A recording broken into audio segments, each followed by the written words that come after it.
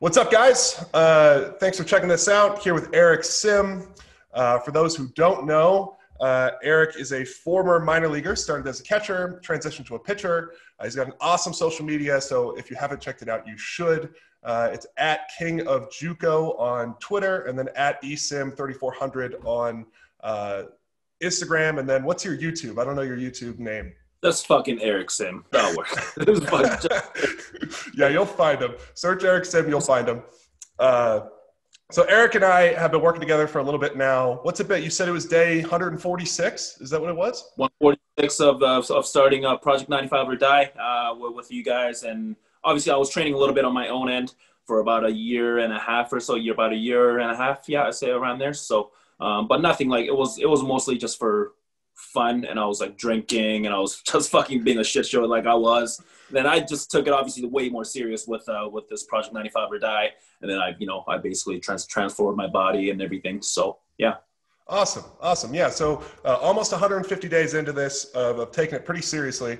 And I think the goal of today is we're just going to talk a little bit about what you were doing, what we transitioned, how we wrote the first program, and then we kind of transition a little bit into another one, and then we'll talk just why we transitioned, what we did, and all the different stuff, so people can kind of get some insight into the behind the scenes of what we've done. So I want you to describe what your training looked like before this relationship started. What did Eric Sim training himself look like? So on my own end, I basically lifted heavy like every single day. Like it was fucking dumb.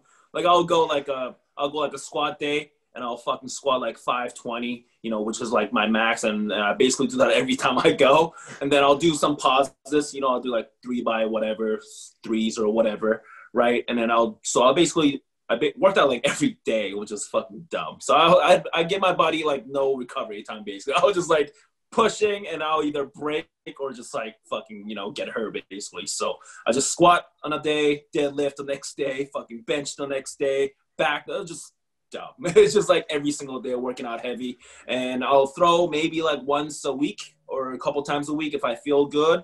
And right now, compared to that, like I'm throwing every single day, so definitely a lot more focus on the throwing part now. And I don't know, if I feel like going hitting, I'll go hit, and I'll bring like a couple beers with me. I'll fucking crush them while I'm hitting. And I had a good time doing it, obviously. I was just doing it for my enjoyment, basically, right? So I never want to do, obviously when I was training, I was still like putting up pretty good numbers for a civilian, I was still throwing, I think I got up to maybe like 89 or something like that in the prison cage or whatever. And I was hitting like, 100 around there, like a 99 to 100 consistently.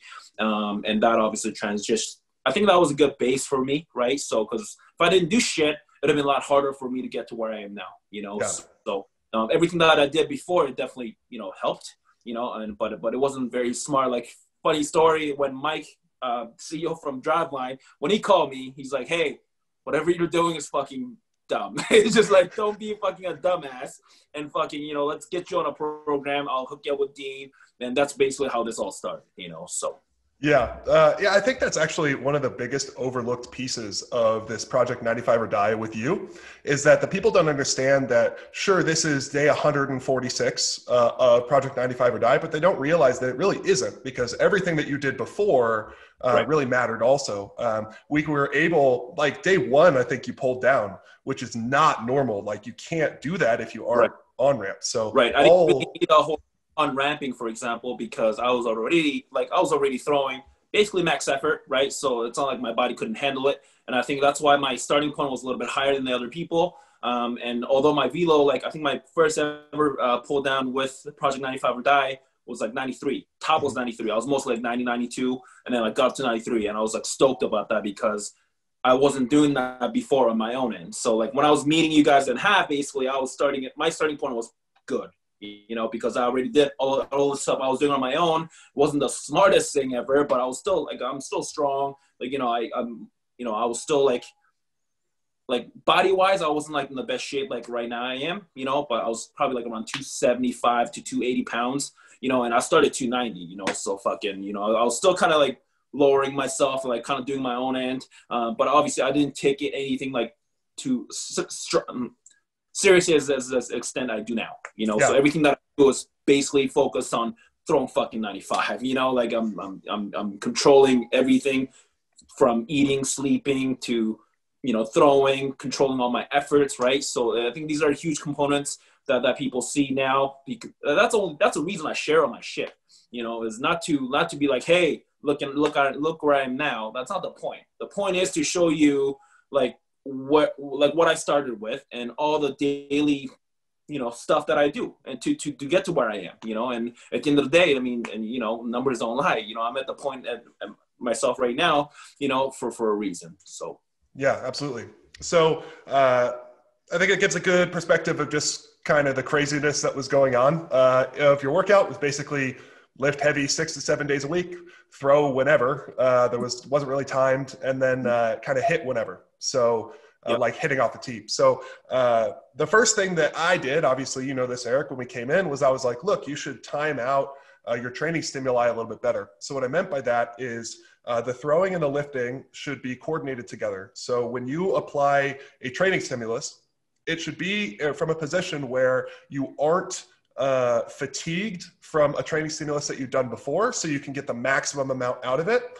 And then because like if you could throw 95, but you're tired and sore and you actually throw 92, that's going to be a worse training stimulus for you. You're not going to get as good of an adaptation as you could have. So that's super important. But then on the other side, after you've done the training stimulus, you want to make sure you recover from it. So let's say you throw 95 today and then you throw as hard as you can tomorrow and you actually throw like 93. You don't get as much out of the throwing 95 because you're not actually allowing yourself to recover. And then you don't get really much out of throwing the 93 because you fully recovered, could have thrown 95. So that's really my goal at that point was, okay, let's take everything that you're doing and let's keep the stimuli that we want in the training program, and let's organize it in such a way that you can get the most out of each training stimulus, like you're fully recovered for the training stimulus itself, and then you can allow yourself to then recover after that training stimulus and get the most out of it. So how we did that was we did a 4-day program. Obviously, you know this, explain it for everybody else. So the 4-day program looked like high intensity throwing on day 1 with a high intensity lower lift. Then it was a recovery day, so very light throwing, no lift. Then we had a medium intensity throwing day with an upper lift, and then we had a recovery day, and then that repeated. Now, obviously, the specifics of each lift, we had you on a dynamic effort and a max effort, which we won't kind of get into the specifics of that there. We'll just kind of talk about the organizing of the training stimuli, but yeah, that's what we went with. And then once we switched to that schedule, what did you kind of notice? Talk me through how things went for you. Yeah. So like, again, 100% correct. Like as soon as I changed, like my body felt much, much better when I'm actually throwing. So like before, if lifting took 90% of my workload and throwing was 10%, now my throwing was like 60 and lifting was 40, you know? So, and when I was throwing, I felt much, much better. And then by throwing more often, not necessarily, I'm not pulling down every single fucking day. I'm throwing max effort and I'm recovering the other threes instead of doing nothing, right? So, and then one thing I realized is that the active recovery, like the recovery throwing protocols that I follow, those are huge, you know? And so before, like I was doing none of that shit, right? So I'll literally just go throw as hard as I can in a cage, and I'll throw like 85 on the mount, you know, 84, 85. I'll just throw as hard as I can, and I wouldn't do shit for 5-6 days. Now I'll just get back in there whenever I want to, and then do that. And also, it wasn't really consistent, and my throwing capacity wasn't there, you know. And by as soon as I switched, I knew it right away. Like it made a huge difference, and you can see the velo jump I was making in the beginning too. Like I went from pulling down 93 to like 96 the next fucking, you know, 7-day cycle or whatever, 8-day cycle. And then another 8 days later, I'm pulling down like 97, you know, like I was making huge jumps in the beginning. Obviously everyone hits a plateau, you know, I ended up hitting that too. And it's how it works, you know? And so, but overall my body, my arm overall just felt much, much better. And lifting wise, it's not like I was lifting, you know, no weights, you know, I was still lifting. You and I, like I lift pretty heavy still, you know, even though these concrete weights, I'm still squatting well over 450 with bands, you know, and you know, cleans, doing over 225 with the shitty bar I got. Like, I'm still lifting heavy weight. It's not necessarily I'm not doing it every single day I'm doing, you know, so my body has time to recover, and I can feel that, you know. So yeah. I think that was one of the big things too. I know you got a lot of messages, and I did as well, of like, oh, I want the program that Eric Sims on because look how fast he's gaining. But I think what people don't realize is your training before had caused you to underperform. Now, what I mean by that is you weren't recovered for the actual like throwing days. So if you could have hit 92, you actually hit 88 or 89 because you just weren't recovered. You didn't time the stimuli correctly. So all we did by timing the stimuli is just like, oh, your body actually recovers for that throwing session. So then it slowly starts to trust that, oh, okay, we can get everything out of it that we can. We don't have to leave any in the tank for fear of getting hurt because we're not recovered for today, if that makes sense. So in reality, that 1 month, I mean, that was a lot of fun for me. I know it was for you as well, where you went from pulling down 93 to pulling down 100, just every single session you PR'd. But I think it's really just uncovering what was already there. And we were able to do that by timing everything correctly. So another really overlooked piece of this whole thing is you have been crushing it on the nutrition and the sleep side. And I would love for you to talk just about how, I don't know what your sleep had looked like before. I know you're a really dedicated guy. You take care of yourself a lot when that's what you want to do. So I'd really be interested to hear from your perspective, like, has the sleep been difficult for you? Is it something that you've never done before, sleeping a lot and trying to get as good a quality sleep and things like that? I'm just interested to hear from that perspective, how that's been. Right. So like, as soon as I started the project, I knew I was going to change everything, you know, and then so before I started a project where I was just training myself, like I would eat maybe like 2-3 times a day, but huge meals because, you know, like I just wouldn't eat for like 6-7 hours, you know, and then because I wasn't really, even though I was working out every day, it's not like I was like trying to like lose the weight. I was 290, you know, I was big, you know, and so, and my schedule, like I'm a bar manager. So I'm running a bar, and then sometimes when you work bar or whatever, like you work pretty late days or whatever. And I usually work twice a day, which, like I work during the lunch rush for a little bit and dinner rush for a little bit. But I do that 7 days a week. I go to work basically every single day. So because it's my family business. So I do that. Now, because of that, like my schedule wasn't that consistent. What I mean by that is like I would eat, you know, every 6-7 hours. But when I eat, like, because I'm so hungry, I'll be just crushing huge amount of food. And so it wasn't very nutritious. You know, I was eating like whatever, you know, pizzas, burgers, whatever's available. Yeah. I've been there. Yeah. You know, it's just the lifestyle I was living, you know, and I could have made a change then too, but I just didn't have the desire to. Right. And sleeping wise, you know, again, because I'm working like twice a day and sometimes later nights, like I'll just, you know, I'll sleep, you know, I don't know, past midnight. And then, you know, I'll sleep till like, I don't know, sometimes 7 in the morning, sometimes 10 in the morning. But those are not like quality sleeps I was getting. I was getting up like in between the sleeps. And, you know what I'm saying? Like it wasn't very consistent. And not every day, like I went to bed at one time, you know, like it was like very like inconsistent. Sometimes I'll go to bed at 10 p.m., sometimes past midnight, very inconsistent. As soon as I started this, a lot of people that know, like you see my posts, like I talk about this all the time.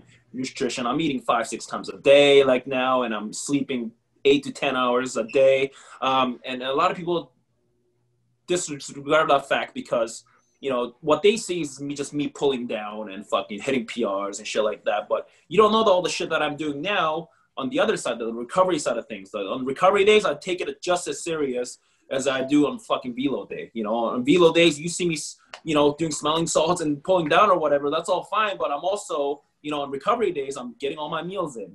I'm cooking all my meals. I'm not buying shit like, you know, like fast food shit. I'm cooking my, you know, steaks and veggies and rice, and I'm getting quality nutrients in. And I'm also sleeping, you know, to 8-10 hours a day. And when I don't get enough sleep because I'm working, like I'll fucking get a nap in. I don't care. You know, I'll do whatever it takes to, within that day, I'll get enough sleep so that my body can grow. You know, like you don't grow by throwing. When we're throwing, like when you're doing max effort, like lifting or whatever, you actually break those muscles down and you recover by sleeping and eating, you know? So a lot of people think, you know, the other way, you know, it's like, no, like that's how you grow, you know? So for me, like putting on a huge emphasis on the recovery side of things has been a tremendous gain for me, and that's something like I will continue to talk about because that's as important as me, you know, going all out to train. Like I train my fucking ass off when I do, like on a velo day, like I'll go all out, you know, I'll send it, you know, but on the recovery days, I'm still sending it, you know, if that makes any sense. Yeah, sending it just from a different goal, you know. Right. I think that's such an overlooked piece. Obviously, when both of us were younger, we just didn't take it as seriously as we needed to. But you're exactly right. The training breaks everything down. That's the point of the stimulus, and then the actual recovery to build the adaptation happens when you recover. But if you don't ever recover and you don't sleep and you don't give your body the building blocks that it needs to, then you aren't actually going to build as much as you could. So you essentially just end up wasting the effort, which, I mean, you work your butt off, so you don't want to waste that effort. 100%. So we were having some really good success, excuse me, on the 4-day program. We went to that.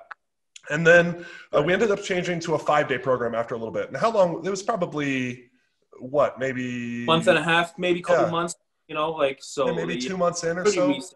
Yeah. Yeah, we changed to now the reason, what we did with changing the program was the same reason that we changed from your initial program to the 4-day.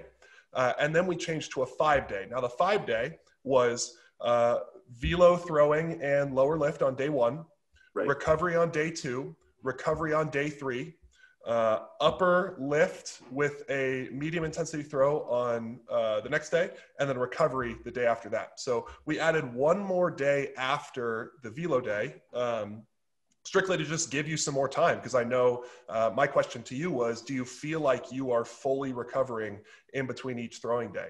And the reason I asked is because usually with high intensity throwers like yourself, where you're just like super, every throw that you make on a high intensity day, I know you get like everything out of it. And that's a skill in itself. Not a lot of people can actually do that.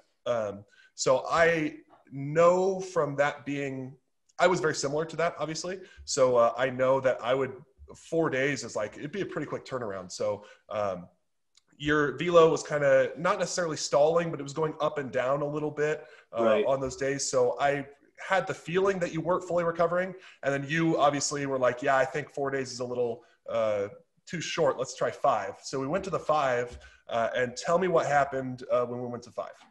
It's been huge. And to be honest, I think what happened like is like in the beginning, like I wasn't throwing as hard, you know, I was pulling down like 93, 95. So like, even though I was like sending it at the time of what I got, like it wasn't too detrimental for me to need an extra day of recovery. But now, because I'm throwing harder, I'm putting a lot more stress on my arm and my body, you know, like even like for example, like after a velo day recently, you know, like I fucking, you know, threw 93, 94 on the mound, you know, in an indoor mound, right?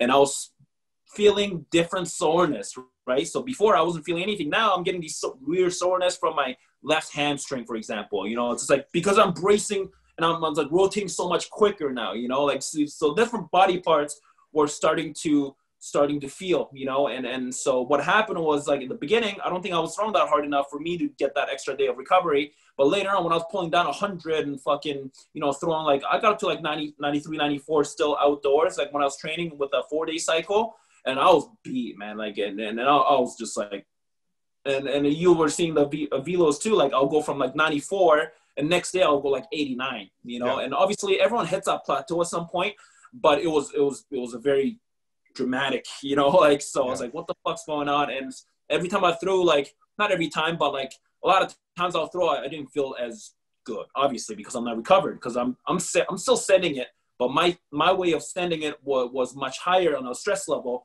because I'm just simply throwing harder now, because I'm you know, I've lost weight, or I did all I can to move faster. Now I'm moving faster, I'm putting more stress on my body. I just wasn't recovering enough, and I think adding that just one more day of recovery is huge, and it's a lot better to be on a 5-day than, for example, like when I was throwing once a week, you know, also because I wasn't putting enough stimulus in there as well. Right now, I think I'm putting in good amount of stimulus. I'm still like beat up for the next couple of days when I do a velo day, and then I slowly recover.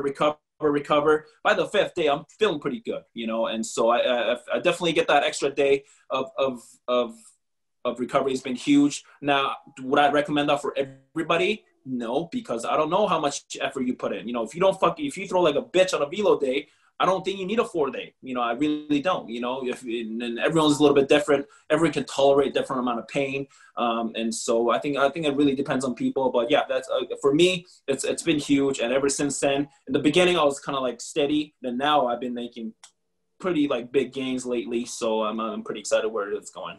Yeah, that's a great point actually on is it good for everybody? And the answer is just obviously no. You know, for you, it's very easy to determine how you're going to be feeling on different velocity days or different high intensity days or whatever, because we know what you're doing for your recovery. We know you're crushing sleep. We know you're crushing your nutrition. We know your training intensity is very similar. Like each day, there's not this massive fluctuation. And we know your life is very similar. So if you have somebody who it's all over the place where, oh, today I ate great. The next day I ate horrible. The next day I ate horrible. Maybe today I slept amazing. Then I slept average. Then I slept poorly. The more variation you have, the less you're going to actually be able to time when you'll be ready to go. So for somebody who their variations in recovery is just like all over the place, then when you actually recover, it's going to be all over the place too. Like it's just how it works. If you time it out for, a velo day every 5 days, and then you get 3 hours of sleep every night, you're just not going to be ready to go on the 5th day. You're just not. So I think for us, and I think this is a good thing for people to see too, because with you, we'll continue to adapt the program. Maybe we might go to a 6-day at some point. We might go to a 7-day, depending on how you recover, because that's really what we're looking at. Is we're trying to get the highest stimulus we can, the highest training stimulus we can from the things that we think are going to make you better at throwing harder. Because this is Project 95 or Die, and that's the point. The point's to throw 95. So if we need more time in between each of those stimuli, then we'll give it. If we need less time, we'll give it. But there's no point in trying to force you to be ready in 4 days if you're not ready. And there's no point in going 6 days if you can be ready in 5. So it's really about timing it to where you're ready. And then when you're ready to go, you send it again. And the construction of the program just puts all those individual training stimuli that you want, that you really value, just puts them in an order to where you can get the most out of them in whatever amount of time it takes to get the most out of each. So, I think that covers it pretty well as far as like where we started with you, then the next program, and then the next program. Anything else you want to talk about on this? I've got everything I want. Just to touch up on that, what you just said, like for me, like I know if I need another day off or in between or whatever, like, but I know that, right? But a lot of kids that'll be watching this or be hearing this, like that's something that I recommend you to find out where the fuck you're at, right? So that's very important. Instead of just doing what I'm doing or doing whatever the fuck everyone else is doing, like you got to find out what you're capable of. You know, not everyone starts at the same place. You know, I started off fucking throwing, 70. My first day of throwing, I was throwing 77. On the mount. Like, so whatever you're at, like, and whatever I was training then and now is much, much different. And the amount of load I'm putting into, amount of stress I'm putting myself is a lot more different too. So that's something that a lot of kids will have to figure out on their own, which is why, like you said, adaptation, that's a huge thing. Like even for me, I played baseball for 20 fucking years, but now we're still making changes as I'm moving, as I'm progressing and then making more changes, trying to find out what works for me better, right? Because not everyone's the same, and that's something a lot of people will have to understand. And just like you, like I get a lot of fucking jabronis send me a DM like, hey, send me your program. Well, no, motherfucker. Like my program's not going to work for you. You got to find what works for you, And so you got to find out what you're capable of. And when you're training, you got to train your fucking ass off. Just like I'm showing how I train. I train when I'm fucking lifting, I don't fuck around. I fucking lift heavy shit fast as I can. When I'm throwing, like I don't fuck around. I fucking go and try to fucking let it eat, send it as much as I can. That doesn't mean I'm going to PR every single day, but that's an effort I'm putting in, right? And then on top of that, a lot of people disregard the fact the nutrition, fucking sleeping, and all the important recovery stuff. And all that shit matters. Like you said, if you're inconsistent with that, you're not gonna be consistent with your fucking, you know, progress or the numbers you put up, right? So, and at the end of the day, numbers don't fucking lie, and we all know this. Like, you can fucking, even when you do everything at 100% with all your effort, even then, not guaranteed. You know, like I can't guarantee you. Like, even if you work as hard as I do, or if you work harder than me, and we do the same program, I can't guarantee you're gonna gain 10 miles an hour. I just can't, you know, because that's not how fucking this shit works. So you need to basically find out the best version of yourself. You need to find out who you are first, and then fucking try to make the better version of yourself by training hard and recovering hard. That's basically all there is to it. Yeah. Yeah. Yeah, that's great. That sums it up, I think. I really appreciate you taking the time. Good to hear from you. I know it's been a bit since we talked, but yeah, man, I loved it. That was great.